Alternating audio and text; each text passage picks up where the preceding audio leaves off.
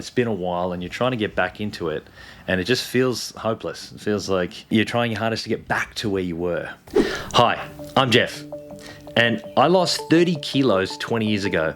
And in 10 seconds, I'm going to give you some hypnotic ideas to help you do the same, to lose weight and keep it off for good. Consciously, you already know what not to eat and to move more. The problem is that subconsciously you resist doing it. When you take care of the inner game, the outer game takes care of itself. What would you say to someone who's lost weight and is starting to put it back on and who finds it difficult to enact all the behaviours they were as they were losing weight with the enthusiasm they once had?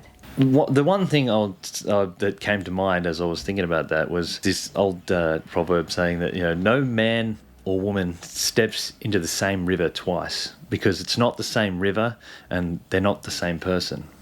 We change from day to day, and our thoughts are different, our being is different, our cells are different. What's important to us is changing. Our pain levels around different things are changing, and obviously the river is different.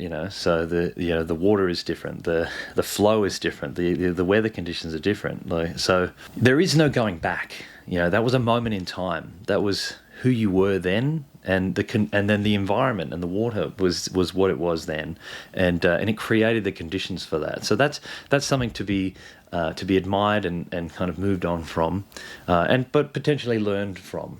So what are the bits and pieces I can pick up from that and take into my next venture, into my next step of this journey, and my next set of efforts I'm going to put towards this. And the one thing that is there definitely that you could see is that there was a strong set of priorities there. It was important to you. We always do what's important to us. And also we always do whatever we can to relieve the pain in our lives. Whatever's causing you pain is where all of your energy goes. All of your emotion and your fixation is. It's on relieving pain. I think that really is the crux of our human behavior, is just the relieving of pain. And to feel better, that is the highest priority that we are going to do, and that is a matter of perspective, right? So having the right perspective is so important, because if you're looking at things a certain way, so when someone is in that space where they screw up their diet, for one day, then they're looking at that diet and they're going, oh, I've screwed it up, and then they just think, oh, I've ruined everything. Their perspective is very small. It's looking at one event in this one time right now, but if you just zoom out and you see, okay, there's still the rest of the week.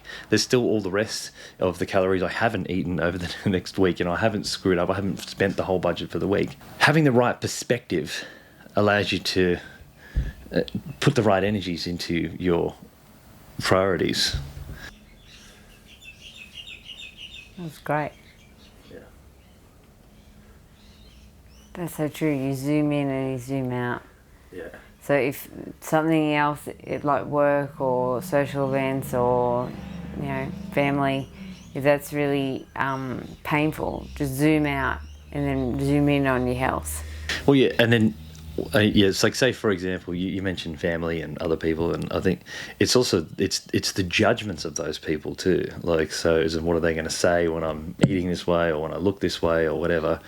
And if you sort of zoom right into that particular comment, it's going to cause you a lot of pain. But then when you kind of just zoom out and say, well, what do you know? And there's plenty of other people who think otherwise. Then you're just like, oh well, who cares? So it's like whatever you zoomed in on is going to cause you the pain, and then if you zoom out, so you zoom in on the things you want to, you zoom out on the things that you want. You zoom out on the things you want to zoom out on, that you don't like, that aren't helping you.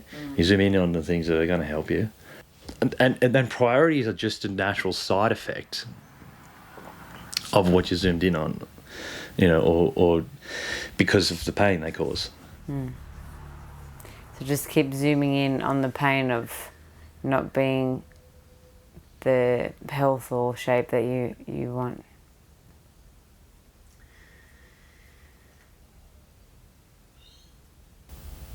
Yeah. Well, I guess because because another thing in all this is that that if you want to do something more, then you got to create if you want to strategically motivate yourself than it would be to create pain around not doing something. So it's like, say for example, when you don't work out, you know how terrible you feel when you've just been kind of, just slothing about and just really feels sluggish and horrible. Like just zoom in on that feeling and just really feel that feeling, and just like and almost an aversion to that feeling. Like I want it to get out of that pain, you have to exercise. Right? So you do want to zoom in on the pains that are going to motivate you to do the things you want to do. Zoom in on the right pain. Zoom in on the pain that is, when you, after you eat a block of chocolate and a pizza or something, if you've done that how disgusting and horrible you feel.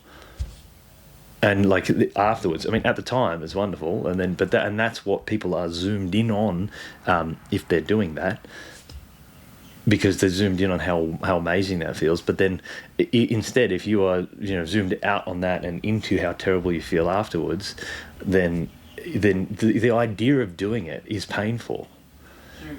And that's not something that sticks. You have to really, it'll become more natural to do to feel that way when you think about it, but nothing's locked in. You got to be conscious. You got to be active with your mind, active with what you choose to zoom in on and out on.